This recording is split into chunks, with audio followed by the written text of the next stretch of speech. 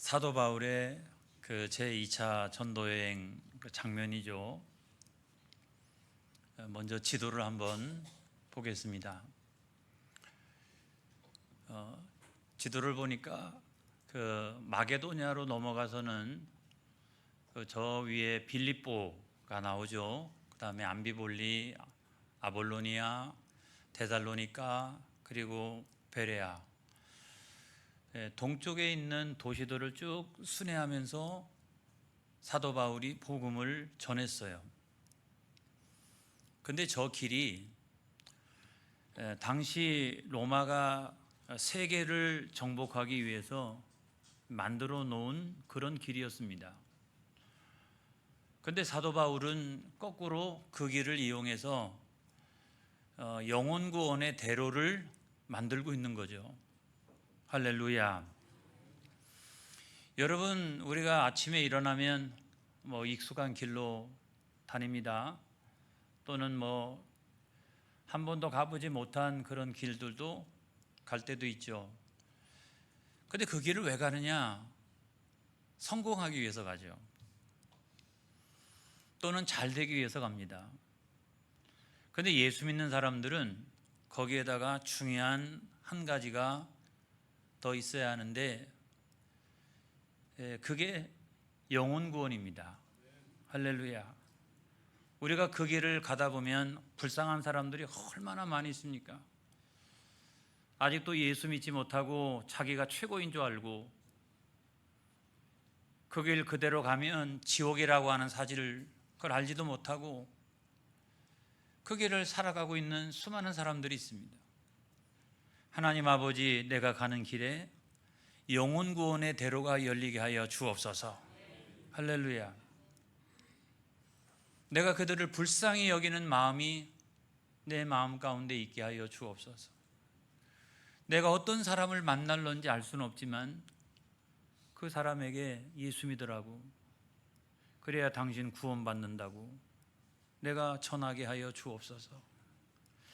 여러분, 오늘 성경 말씀에 보면 사도 바울은 그 길을 가면서 뭘 들고 갔을까요? 자기의 화려한 어떤 학문, 자기의 사상이나 철학, 그게 아니라 하나님의 복음을 들고 갔어요. 그가 들고 갔던 가장 중요한 무기는 하나님의 복음이었어요. 그래서 성경 말씀 데살로니가전서 2장 2절에 있는 말씀에 보면, 시작. 너희가 아는 바와 같이 우리가 먼저 빌립보에서 고난과 능욕을 당하였으나 우리 하나님을 힘입어 많은 싸움 중에 하나님의 복음을 너희에게 전하였노라. 아멘. 그 전도 여행을 가는 길 동안에 엄청나게 고난도 받고 능욕도 당했어요. 하지만 그가 끝끝내 내려놓지 않았던 가장 중요한 무기는 뭐냐면 하나님의 복음이었다는 거죠. 그리고 그 하나님의 복음이 있었기 때문에 그는 포기하지 않고 그 길을 계속해서 달려나갔습니다. 여러분, 그 사도 바울이 아주 놀라운 간증을 가지고 있는 사람입니다. 그리고 성령의 여러 가지 은사도 굉장히 많은 사람입니다. 여러분, 예를 들어 보면 다메섹 도상에서 예수님을 만났어요. 그죠? 이미 승천하신 예수님, 그 현현을 경험하게 됩니다. 그리고 예수님의 목소리를 들었습니다. 그 예수님의 목소리를 듣고 난 다음에 사흘 동안이나 보지도 못하고 먹지도 못하고 그렇게 지냈어요. 그런데 예수님의 제자인 아나니아라고 하는 사람을 예수님께서 보내셔서 성령 충만을 받게 하시고, 할렐루야. 그리고 눈에서 비늘 같은 것들이 딱 이렇게 벗겨지면서 눈이 다시 보이기 시작하고, 그리고 세례를 받고 또 음식을 먹음에 강건하여지니라. 아멘. 그래서 영육간의 강건함을 입고 다메섹에 들어가서 복음을 전하게 된 줄로 믿습니다. 여러분, 이와 같은 놀라운 간증은 아무나 할 수 있는 간증은 아니죠. 여러분들 그런 간증 갖고 계신 분이 있나요? 내가 예수님 직접 만나고 예수님 음성 듣고 막 거꾸러지고. 여러분, 아무나 가질 수 있는 그런 간증은 아니잖아요. 근데 이 사람은 자기가 가졌던 이 간증을 자랑할 수도 있었거든요. 뿐만 아니라 빌립보에서 귀신 들린 그 여인, 점치는 귀신 들린 여인, 점을 얼마나 잘 치는지 아주 그냥 귀신 같아요. 그러니까 귀신 들린 거죠. 근데 그 점치는 귀신 들린 여인 만나고서도 나사렛 예수 이름으로 그 여인에게서 귀신을 축사시킵니다. 할렐루야. 그런 은사가 있는 거예요. 그것뿐만 아니라 성경이 말씀하고 있는 여러 가지 은사를 굉장히 많이 가지고 있는 분이 이 사도 바울이에요. 근데 그의 설교를 들어보면 그 어디에서도 자기의 개인적인 간증이나 이런 것들을 많이 강조하지는 않습니다. 바울 서신에 있는 여러 말씀들에서도 보면 그가 그 개인적인 간증을 할 때도 많이 있지만 그럼에도 불구하고 그게 핵심이 아니에요. 그리고 여러 가지 은사를 가지고 있지만 그거를 막 이렇게 자랑하고 나는 이와 같이 영적인 레벨이 굉장히 높은 사람이야, 이걸 자랑하는 사람도 아니었어요. 그런 어떤 영적인 무기들이 있었지만 그가 가지고 있었던 가장 중요한 영적인 무기는 뭐냐면 하나님의 복음이었다는 거죠. 할렐루야. 하나님의 복음만이 인생을 변화시킵니다, 여러분. 그래서 유대인의 회당이 있는 곳에 들어갈 때는 유대인들에게 율법서, 그 다음에 예언서 이런 거로부터 시작을 하지만 나중에 가면 결론은 항상 뭐냐면 예수 그리스도. 그것뿐만 아니라 그 유대교의 회당이 없는 그 우상을 많이 섬기고 있는 아데네 같은 곳에 갈 때에는 그때는 창세기를 쫙 이렇게 설교하기 시작을 합니다. 그러면서 너희들이 많은 우상을 섬기고 있지만 그래도 살아계신 하나님은 한 분밖에 없으시다. 누가 참되신 하나님이신가? 라고 하면서 나중에 가서 결론은 항상 예수님은 그리스도시라. 할렐루야. 주홍빛보다도 더 붉은 내 죄, 그 죄를 대속하여 주신 분. 나는 스스로가 내 죄의 문제를 해결할 수가 없는데 우리가 예수 믿었을 때 죄사함 받고 의롭다 칭함을 얻고 하나님의 자녀가 되어지고, 할렐루야. 그리고 뿐만 아니라 구원과 영생과 천국을 얻었다면 그거 얼마나 감사한 일인가. 그래서 사도 바울의 결론은 항상 뭐냐면 예수 그리스도의 십자가의 복음, 예수 그리스도의 부활의 복음, 이것이 항상적으로 결론이었어요. 여러분, 예수님만이 그리스도가 되어주신다. 예수님은 우리의 구원자시라. 그리고 예수님만이 모든 문제의 해결자시라. 여러분, 오늘날 사람들이 인생을 살아나가면서 그런 사람들 많이 있죠. 내버려둬 이대로 살다가 죽게. 이런 사람들 많이 있잖아요. 얼마나 불쌍한 사람들이에요. 그냥 하나님 없이 살아가는 사람들이 세상에 얼마나 많이 있습니까? 내버려둬 내 인생 내가 살게, 이대로 살다가 죽게. 그런데 여러분, 예수 믿는 사람들도 그런 사람들이 있더라고요. 하나님 없이, 하나님 살아계신데도 불구하고 하나님 없이 세상에 나가서는 내 마음대로 내 뜻대로 살아가는 사람들이 우리 교회는 없지만 아무튼 많이 있어요. 그래서 그냥 내 마음대로 내 뜻대로 어떻게 되겠지 뭐, 이대로 살다가 죽는 거지 뭐 인생이. 그런데 그런 사람들을 향해서 사도 바울은 주 예수를 믿어라. 그래야만 너와 내 집이 구원을 얻으리라.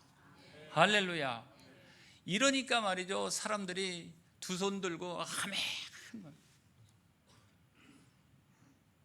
인생이 어디로 살아가야 할지 그 길을 알지 못했던 수많은 사람들이 오직 예수님만이 길이요 진리요 생명이라는 사실을 선포하는 순간 인생의 문제가 딱 해결되어지고, 할렐루야. 그래서 모든 사람들이 아멘하고 믿어지는 역사가 일어났습니다.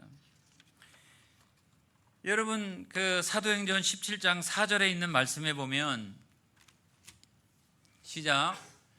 그 중에 어떤 사람 곧 경건한 헬라인의 큰 무리와 적지 않은 귀부인도 고난을 받고 바울과 실라를 따르나.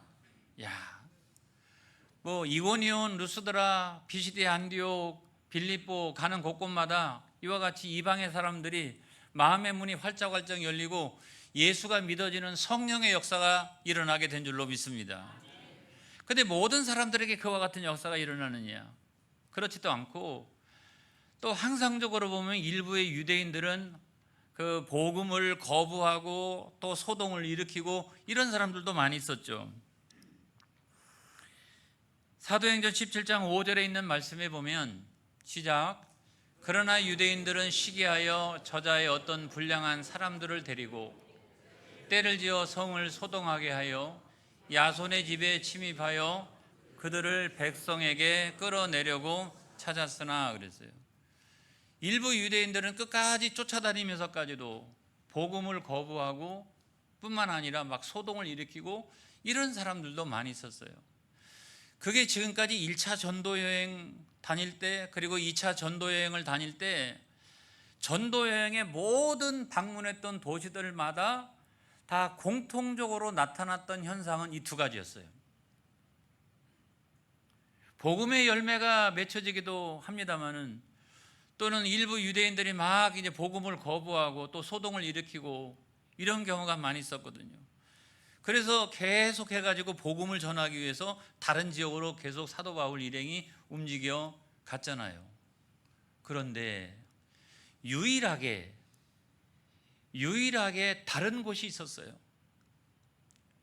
유일하게 다른 곳이 있었어요. 그게 어디냐면 베레아였습니다. 데살로니가 거기서 아주 강력한 대적들을 피해가지고 어디로 갔냐면 베레아로 갔거든요. 한 70km 정도 되는 그런 해안 도시 베레아로 갔습니다. 근데 베레아에 딱 가서 보니까 관례대로 유대인들이 있으면 유대인들을 먼저 복음을 전해야 되니까 관례대로 유대인의 회당에 딱 들어갔어요.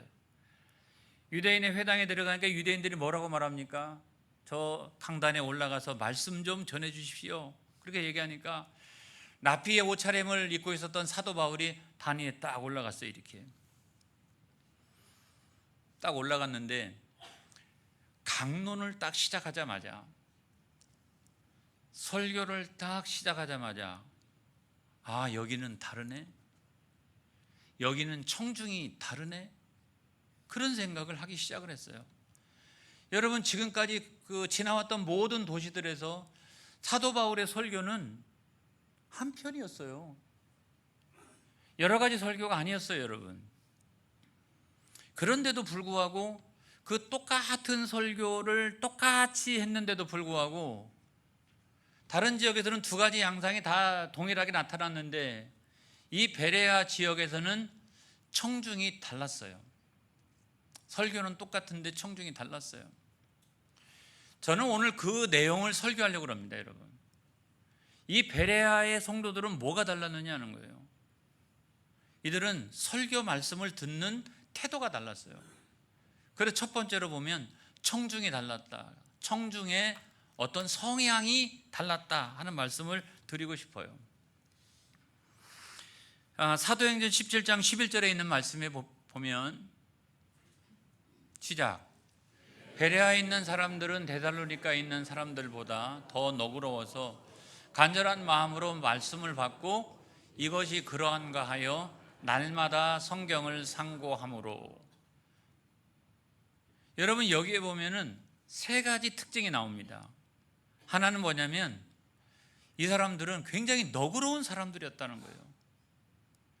그거를 원어적으로 생각해 보면 고상하고 대단히 품위가 있는 사람. 그래도 옛날에 개역 성경에는 신사적이어서 그랬어요. 너그러워서 그랬어요. 그게 뭐가 너그러워요? 내가 지금 단위에 올라가지고 설교하는데, 내가 지금 단위에 올라가지고 강론을 하는데 청중들이 굉장히 너그럽다는 것을 느꼈다는 거예요. 그 너그럽다라고 하는 것을 저는 조금 더 쉽게 해석을 하면 말씀을 잘 들었다는 거예요.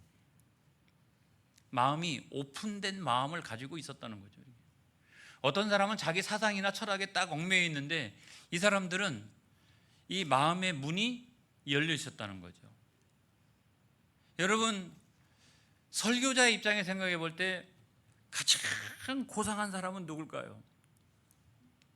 말씀을 잘 듣는 사람이죠. 아무리 뭐 멋있게 차려입고 오고 말이죠, 아무리 뭐 대단한 사회적인 지위가 있어도 설교자의 입장에서 보면 가장 고상한 사람은 누구냐? 그 사람은 하나님 말씀을 잘 듣는 사람이에요. 가장 품위가 있는 사람은 누구냐? 잘생긴 사람이 아니죠. 하나님 말씀을 잘 듣는 사람이죠. 누가 영적으로 보면 신사냐? 하나님 말씀을 잘 듣는 사람이죠. 누가 영적으로 보면 숙녀냐? 하나님 말씀을 잘 듣는 사람이죠. 여러분, 목사가 설교할 때 맨날 설교를 잘하는 건 아니에요. 비밀인데 어떤 때는 설교를 죽쓸 때도 있거든요. 근데 설교를 잘 했을 때는 기대가 있거든요. 목사님은 오늘 설교의 은혜를 받았습니다. 근데 어느 날은 제가 설교를 죽썼는데도 불구하고 저도 이렇게 서 있는데 오늘 목사님 설교가 이거래. 그래서 이해가 안 가는 거예요. 그래서 은혜를 받고 은혜를 안 받는 것은 사람의 능력에 달려있는 게 아니고 내가 설교를 잘하느냐 못하느냐에 달려있는 게 아니라 이건 성령의 역사구나. 이건 성령이 그 사람에게 개입하였기 때문에 그 사람은 죽순 설교에도 은혜를 크게 받는 거거든요. 그래서 제가 깨달은 바가 있어요, 여러분. 그건 뭐냐면 성령 하나님 나를 도와주옵소서. 목사가 오늘 설교를 잘하든 죽쓰든 상관없이 오늘도 은혜를 받게 하여 주옵소서. 내 마음이 너그러운 마음이 되게 하여 주옵소서. 내 마음이 열린 마음이 되게 하여 주옵소서.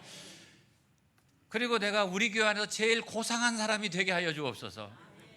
우리 교회에서 내가 제일 품위가 있는 사람이 되게 하여 주옵소서. 영적인 신사가 되게 하여 주옵소서.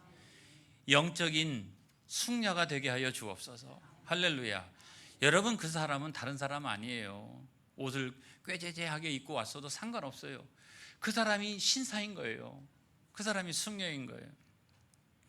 그 다음에 두 번째로 보면 간절한 마음이 있었다는 거죠. 간절한 마음.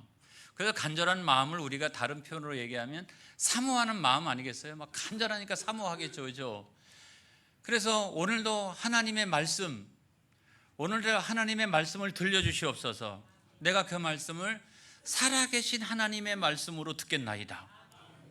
사모하는 마음을 가지고 왔다는 거죠.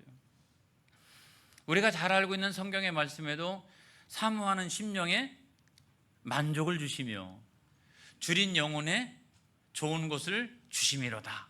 할렐루야. 그래서 사모하는 영혼에게 하나님 좋은 것을 주시고 만족을 주시는 거예요. 근데 그렇게 간절히 사모하는 영혼이기 때문에 사실은 사도 바울이 솔직하게 이야기하면 사도 바울은 목회의 대가이며 설교의 대가였어요. 근데 설교를 어디까지 잘하냐면 원고를 쓸 때까지는 잘해요. 그런데 이분이 사실은 커뮤니케이션, 이 커뮤니케이션의 능력은 떨어진 분이었다라고 합니다. 그런데도 불구하고 이런 분이 단위에 올라가가지고 설교하는데 베레아 사람들이 간절한 마음으로 말씀을 사모했다라고 하는 것은 여러분, 그 설교의 커뮤니케이션 능력보다도 더 셌던 것이 뭐냐면 간절한 마음으로 사모하는 마음이 더 컸다는 거죠. 할렐루야. 그래서 여러분들이 은혜를 받고 안 받고의 문제는 저의 책임이 절대로 아니라고 하는 것을 제가 말씀을 드리는 거예요. 성령 하나님 개입하여 주시옵소서. 성령 하나님, 내 마음이 간절한 마음이 되게 하여 주옵소서. 내 마음이 사모하는 마음이 되게 하여 주옵소서. 그래서 여러분, 마태복음 13장의 말씀에 보면 거기 씨 뿌리는 자의 비유가 나오잖아요. 제가 하는 얘기가 아니라 성경에 보면 씨 뿌리는 자의 비유가 나와요.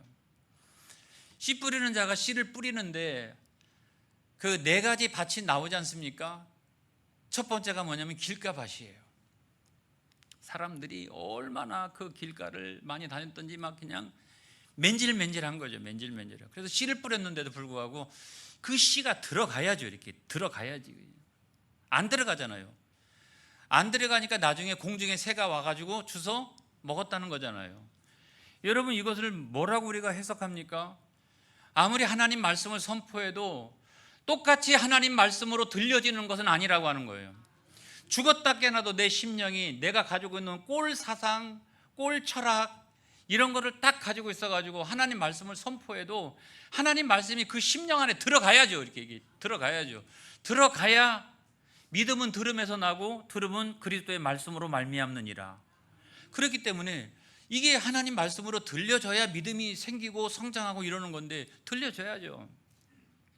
그러니까 내동 졸고 있다가 마귀가 슬쩍 와가지고 하나님 말씀을 다 빼앗아 가버리는 거죠. 하나님 말씀이 없어지는 거예요.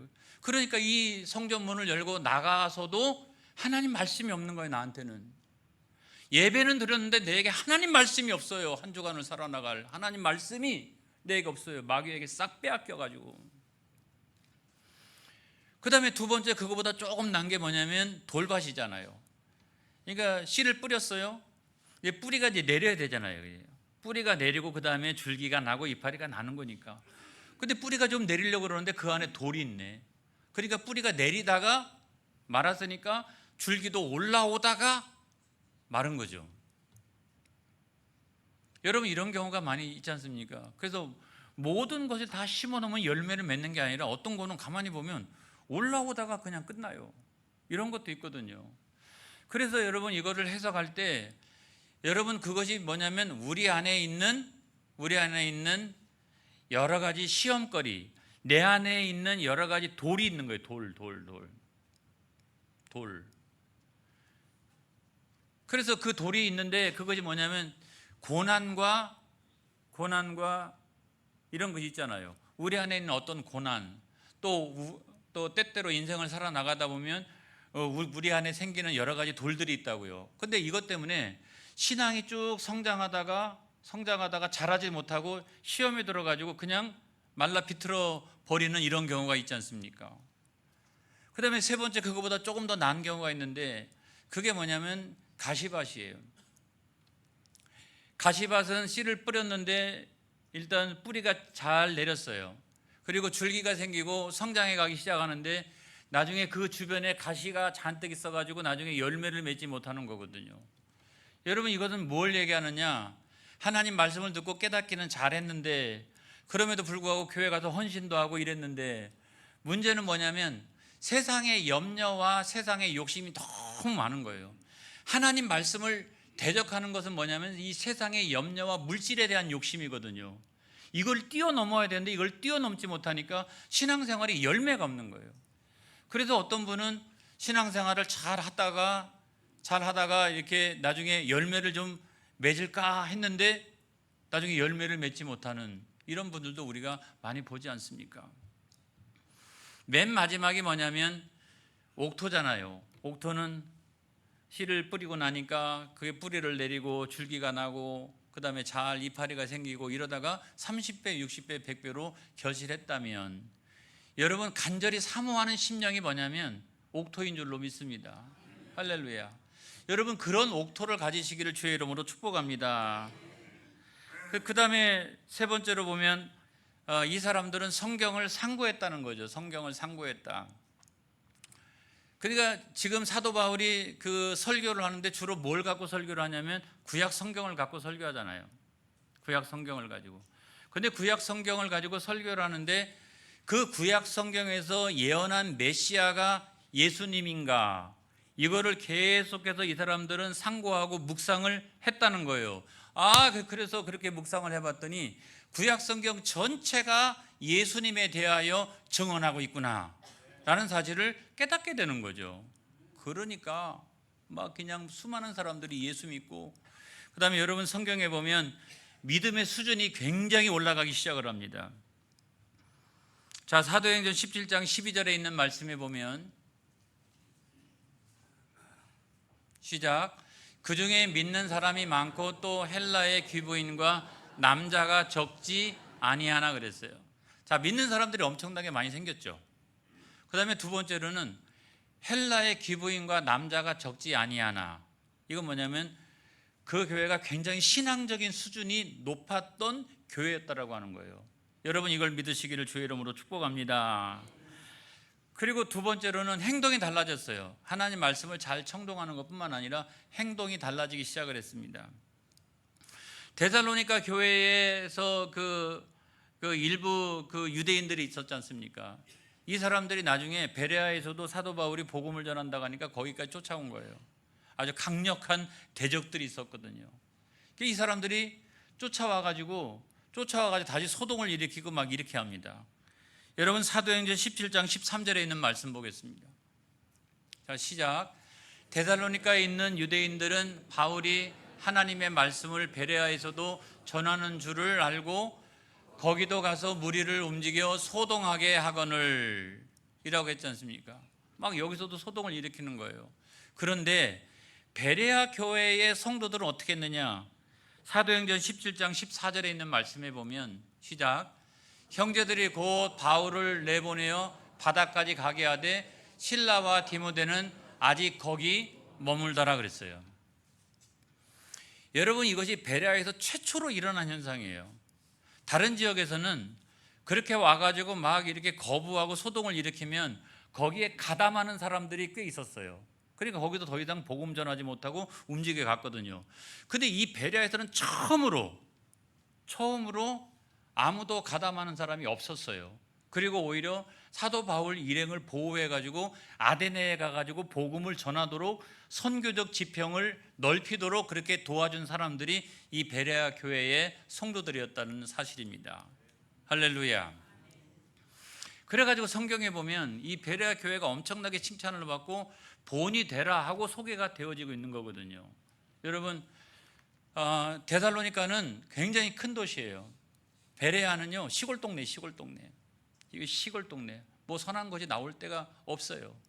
그런데도 불구하고 여러분 이 교회가 유명한 교회가 됐던 건 뭐냐면 이 교회 성도들의 신앙이 매우 고상하고 품위가 있었다는 거예요. 그리고 아주 신사적이었다는 거죠. 할렐루야. 그래서 여기에 지역사회는 별로 이렇게 내놓을 만한 것이 없었는데도 불구하고 그 교회 신앙의 성도들이 워낙 본이 되어지고 그렇기 때문에 소문난 그런 교회가 된 줄로 믿습니다. 저는 오늘날도 어떤 교회가 부흥하고 성장하느냐, 저는 지역이 문제가 아니라고 생각합니다.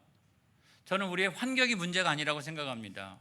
하나님 말씀 앞에서 우리가 교양 있고 그 다음에 품위가 있는 그런 성도들이 되면 사람들이 이 교회에 등록하고 싶은 거예요.